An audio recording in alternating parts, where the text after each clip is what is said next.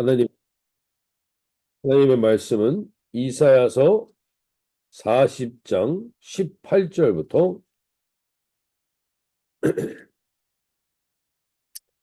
이사야서 40장 18절부터 31절까지 말씀입니다.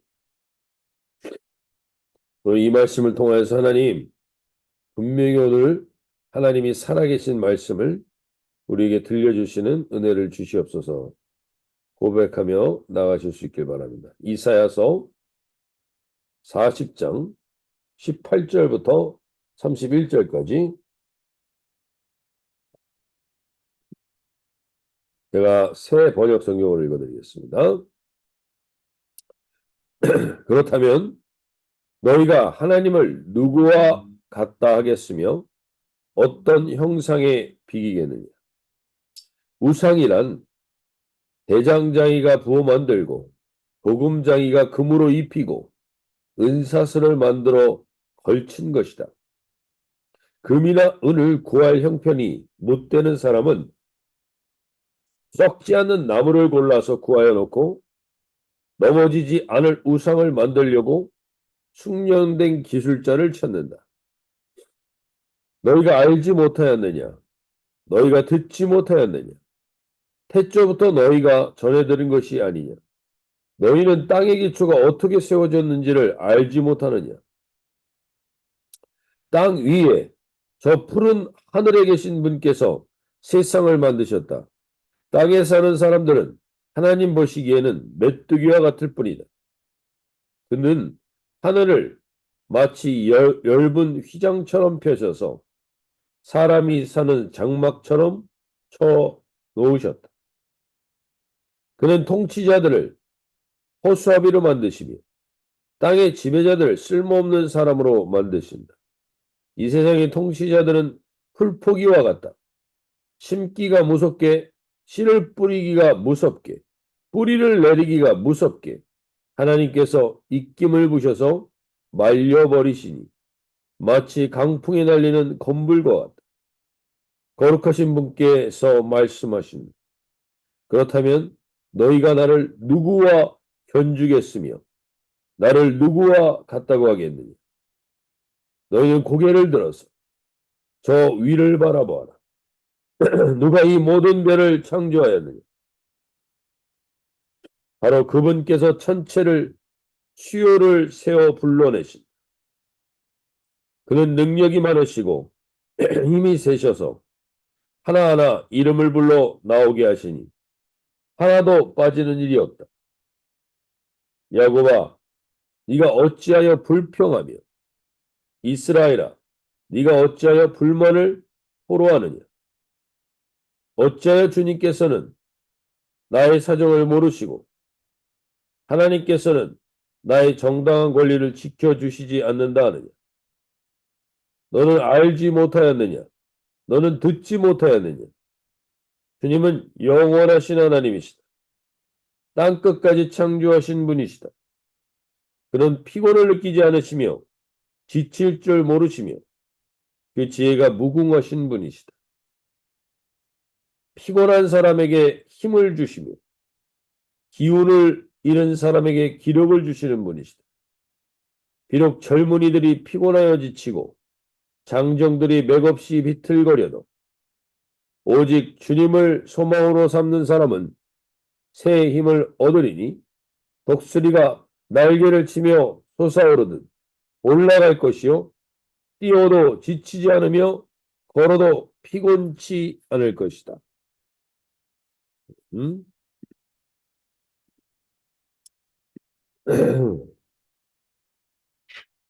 네, 오늘 우리 이 하나님 말씀을 통하여서 하나님께서 오늘 이 아침에 우리에게 분명히 하시고자 하시는 말씀이 무엇인지 들을 수 있기를 바랍니다.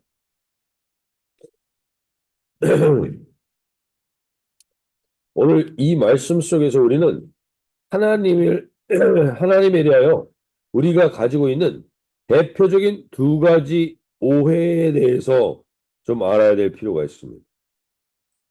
오늘 이사야서 18절에서 40장 18절에서 이렇게 얘기합니다. 그런즉 너희가 하나님을 누구와 같다 하겠으며 무슨 형상을 그에게 비기겠느냐? 너희가 하나님을 누구와 같다 하겠으며 이렇게 얘기합니다. 즉 우리가 이 세상에서 하나님에 대해서 대표적으로 살면서 대표적으로 가지는 두 가지 오해가 있는데 첫 번째는 하나님을 이 세상의 어떠한 것들과 비교할 수 있는 신으로 착각하는 것입니다. 하나님을 어떠한 이 우상들과 비교할 수 있는, 즉 우상들과 막상막하의 싸움을 하는 그러한 신으로 우리가 이해할 때가 있다는 것입니다.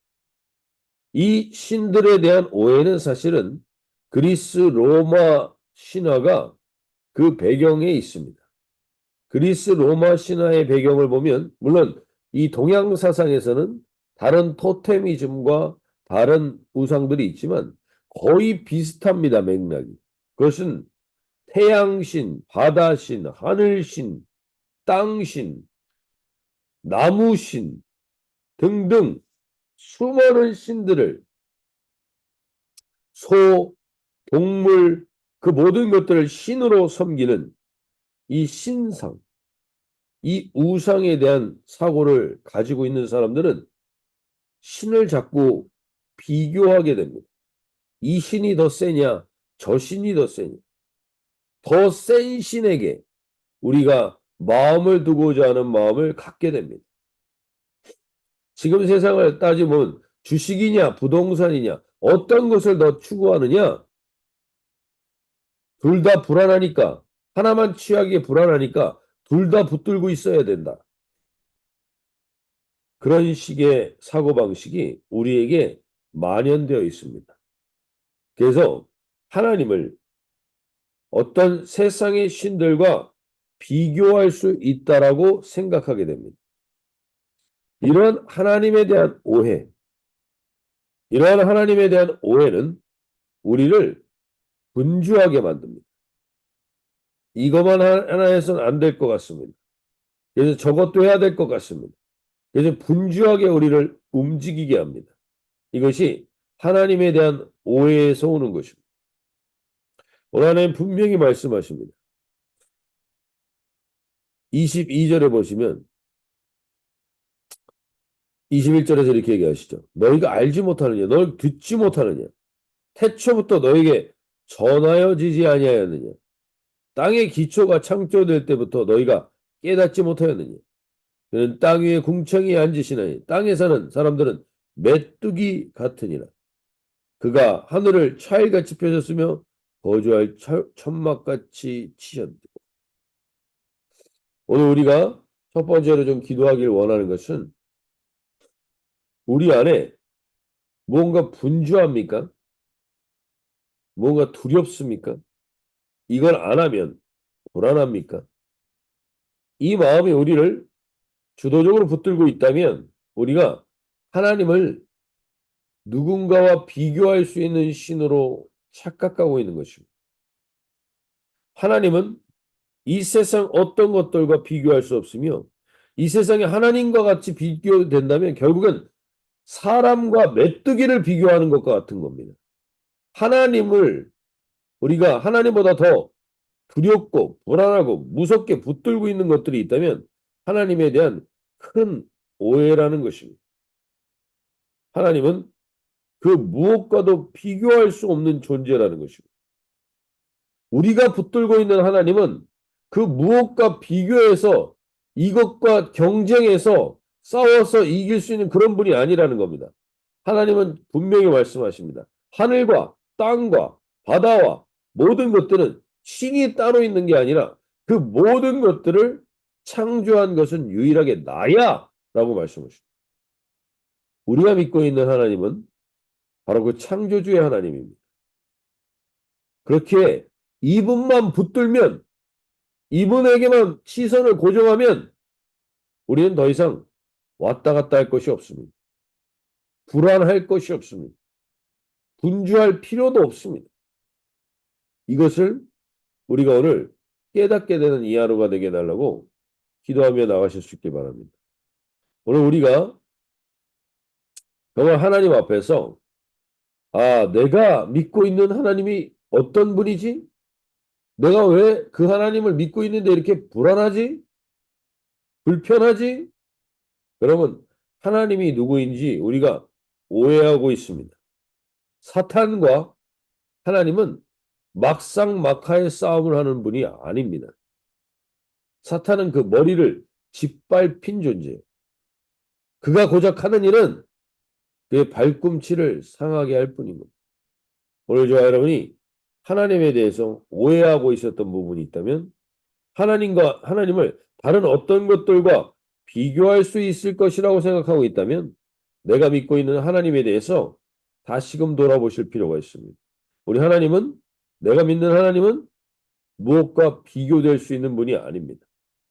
그러한 하나님을 믿고 있음을 내가 담대하게 믿고 나아가는 이 하루가 되실 수 있길 바랍니다. 두 번째 하나님에 대한 오해를 27절에서 이렇게 얘기합니다.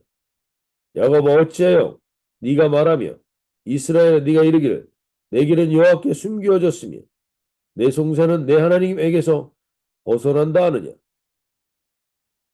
두 번째 하나님에 대한 오해는 하나님이 그 백성에 대해서 무관심한 분이라고 생각하는 것입니다. 우리가 어떠한 일을 해도 개의치 않으시는 분이며 기도를 해도 들어주시지 않는 분인 것 같은 마음을 갖게 될 때 이것이 하나님에 대한 두 번째 큰 오해인 것입니다.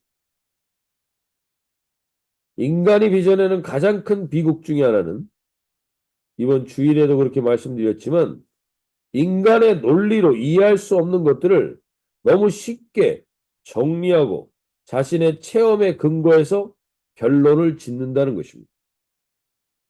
다시 한번 말씀드리면 인간이 빚어내는 가장 큰 비극은 인간의 논리로 이해할 수 없는 것들을 너무 쉽게 정리하고 자신의 체험에 근거해서 결론을 짓는다는 것. 이러한 인생에 하나님에 대한 이러한 오해를 갖고 있는 분들은 하나님이 무관심하고 개의치 않는다고 생각하는 이 오해를 가지고 계신 분들은 결론적으로 28절, 29절, 30절, 31절에 반복해서 나오는데요. 너희는 알지 못하느냐 듣지 못하느냐 영원하신 하나님 여호와 땅끝까지 창조하신 이는 피곤하지 않으시며 곤비하지 않으시며 29절에 또 피곤한 자에게는 능력을 주시며 무능한 자에게는 힘을 더하시며 30절에도 피곤하며 곤비하며 넘어지며 쓰러지다 31절에도 곤비하지 않겠고 계속 반복해서 얘기합니다. 하나님에 대해서 이러한 오해를 가지고 계신 분들은 하나님은 무관심하고 하나님은 개의치 않고 하나님은 기도를 듣지 않는다고 생각하는 사람. 그래서 쉽게 자기의 체험으로 결론 짓는 분들에게 하나님이 말씀하십니다. 그렇게 하나님에 대해서 오해를 가지고 있는 사람은 늘 지치고 곤비하고 피곤하다는. 내가 오늘 피곤하고 지칩니까? 왜요? 무엇 때문일까? 우린 일 때문이라고 생각하고 상황 때문이라고 생각합니다. 그러나 가장 근본적으로 하나님에 대한 오해를 갖고 있기 때문에 이거를 내가 다 해야 될 것 같고 이것을 내가 다 결론 지어야 될 것 같고 내가 다 붙들어야 될 것만 같을 때 우리는 결국 피곤하고 지치고 곤비한 그런 삶을 살게 된다는 것이죠. 이 땅의 뉴스와 이 땅의 소식들을 들어보십시오. 소망이 어디 있습니까? 똑똑하고 모든 것들을 다 아는 것 같지만 결국 그 뉴스를 들으면 들을수록 우리는 피곤합니다. 지칩니다. 곤비합니다. 오늘 하나님께서 우리에게 분명히 하시는 이 말씀을 들을 수 있길 바랍니다.